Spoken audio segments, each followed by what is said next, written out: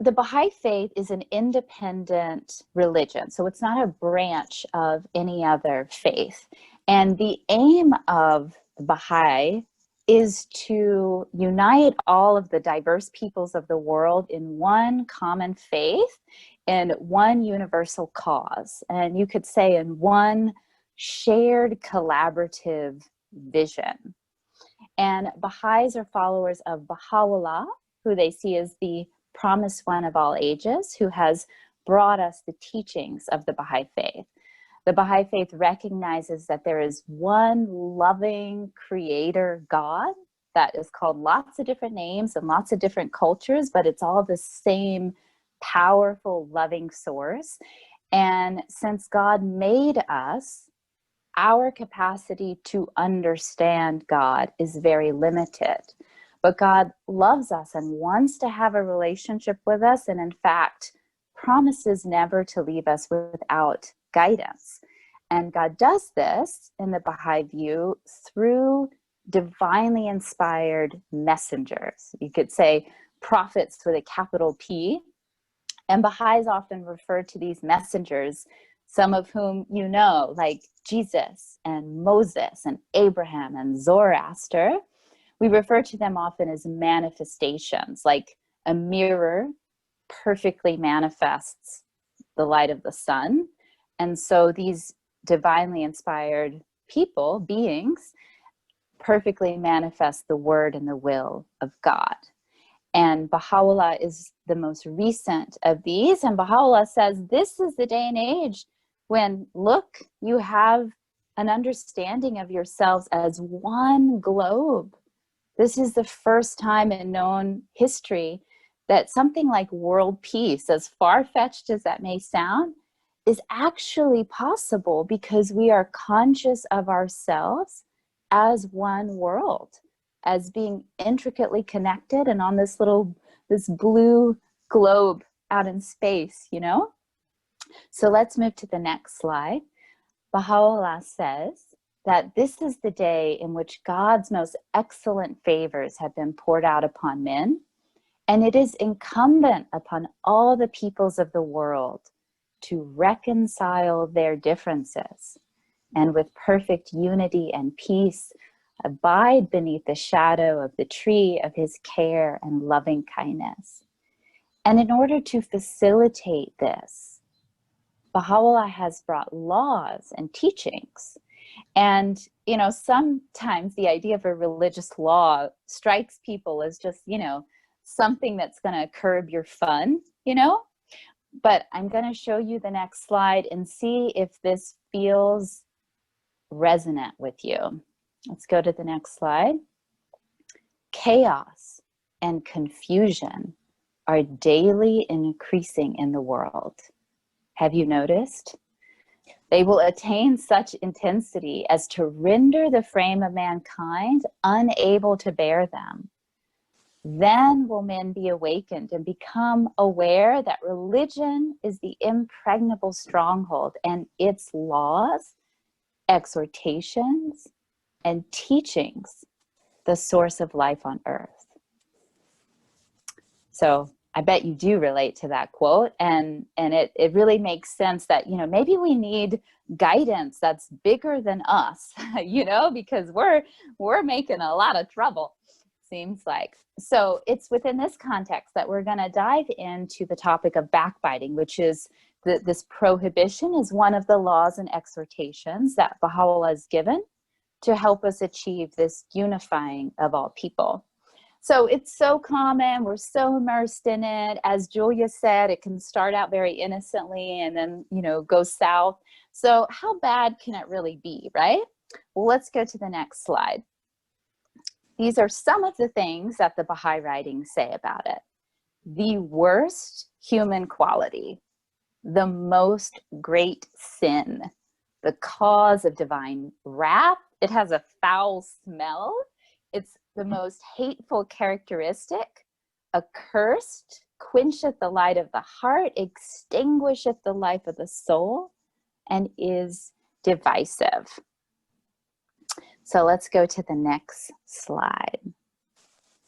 This is the one I find the most terrifying. It can make the dust to settle so thickly on the heart that the ears hear no more and the eyes no longer behold the light of truth. My understanding of this passage is that it actually impedes our own ability to recognize the truth. And if we don't have that, like, we're lost, you know? And some of you may be thinking, well, you know, of course I would never weave falsehoods about someone. Like, I'm not that kind of person. I'm not going to say things that aren't true about someone. But if it's true, it's okay, right? Well, let's go to the next slide and the one after that. There we go. Even if what is said against another person be true, it's true. He really did it. She really did it. The mentioning of his faults to others still comes under the category of backbiting and is forbidden. So what should we do instead, right? Well, let's go to the next slide. And why is this so bad? And these are some of the reasons that I have excavated from the writings. One is, not only is it easier to complain of others than put into practice love, constructive words, and cooperation, but as far as vices go, it's also very easy to do. Not only are we surrounded by it, not only is it endorsed by our culture, but literally all you have to do is open your mouth. You know, like other vices, you know, you might have to like buy some substance and you have to open it or whatever. Like, you have all these opportunities to check yourself, but all you have to do is express yourself in the wrong way and you have fallen into backbiting. And it's my personal opinion that when we achieve that sort of cheap, temporary catharsis of just complaining about someone, that we're less likely to reflect on how we might be able to resolve the issue. And this could be that someone is being unkind to other people at work, or it could be a policy that we disagree with. Lots of different manifestations of this. And let's go to the next slide.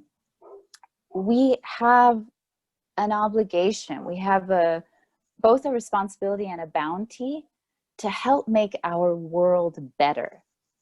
We have been created to carry forward an ever-advancing civilization. So if you bypass an opportunity to try to resolve something, then you're missing one of the purposes of life, which is to make this world better than before you were here, or than it would be without your presence.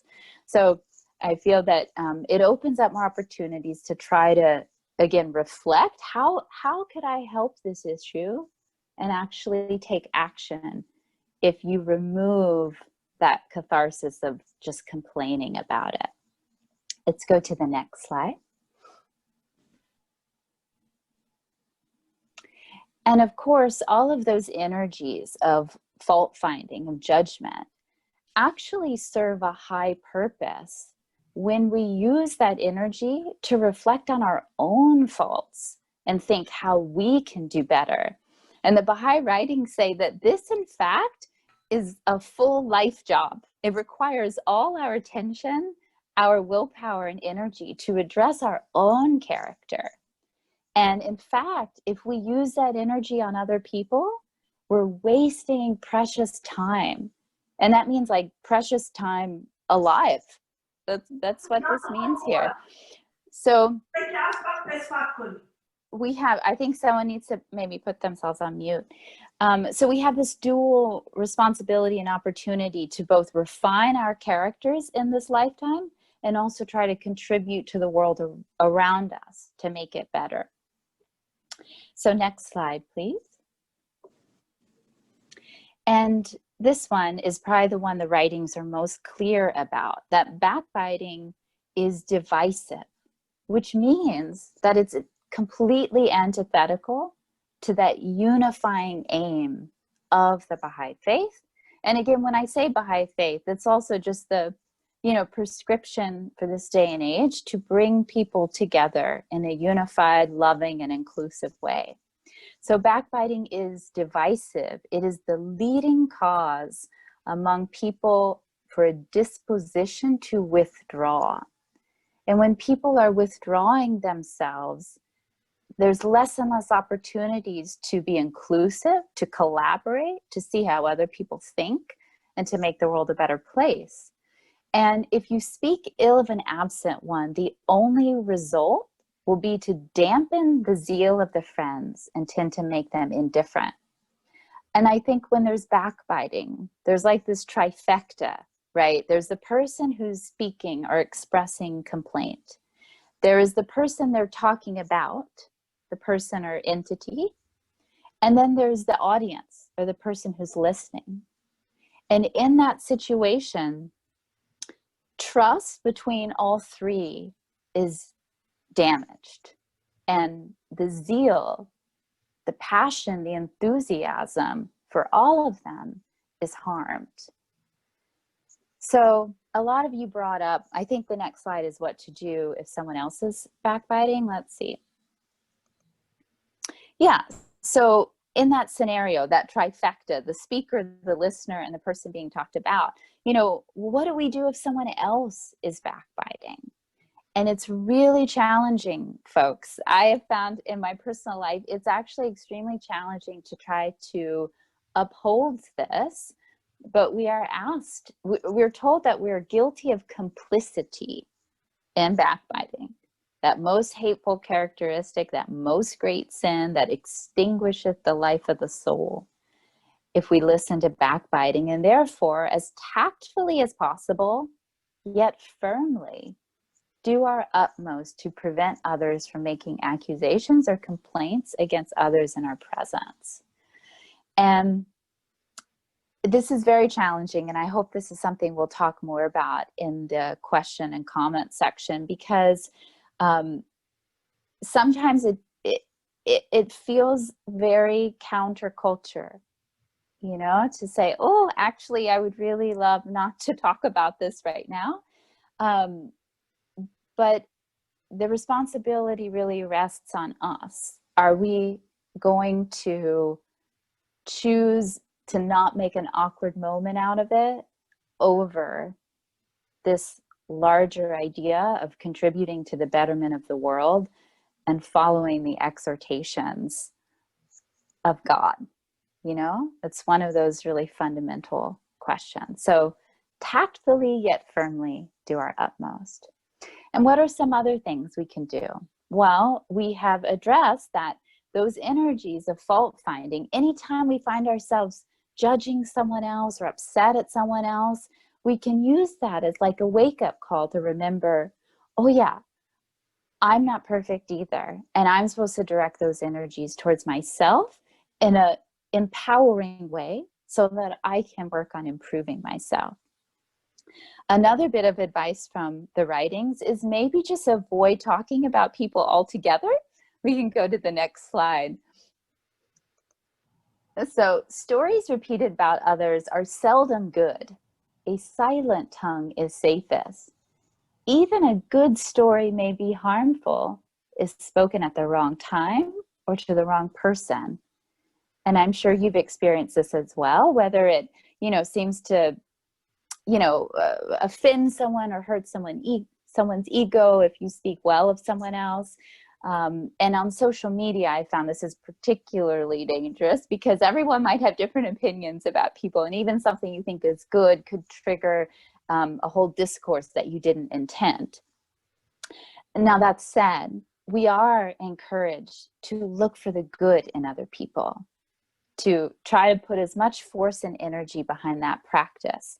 And there's a beautiful story about Christ and his followers passing a dead, decaying, stenching dog. And all of his followers started pointing out, oh, look at how it looks, and oh, it smells so terrible. And they were all speaking the truth. It was a dead dog. But Christ found the one good thing about the dog and said, oh, but look at how white and shining its teeth are. Like, this is the standard of looking for the good in other people. And the next slide, please. And we have been asked to love humanity for God's sake, that humanity is very imperfect, and we will always become unhappy if we focus on that. But if you look towards God, you will love them and be kind to them. And in all things, I think all you have to do is sincerely ask your Creator to help you do this. Help me handle these conversations at work. Help me to see the good in other people. Help release me from my own judgments. Next slide, please. And this is possibly my favorite, because I feel that right now often the backbiting is less so because someone, hurt someone else, or it's less that there's like offense happening on an interpersonal level, but there's a lot of outrage at just how people think or how we perceive other people think. And there's a lot of separation, like, well, I'm not going to talk to people who think that way, or if you think that way, don't talk to me. And we often backbite in lieu of that. And the Baha'i writings ask us not to turn away from people who think differently than us. All are seeking truth, and there are many roads leading there too. Truth has many aspects, but it remains always and forever one. And I love that. Truth is not relative, but truth is a very, very big picture, and we all have our different roads, and we're all seeking the same thing. Do not allow difference of opinion or diversity of thought, and I love that phrase, to separate you from your fellow men or be the cause of dispute, hatred, or strife in your hearts.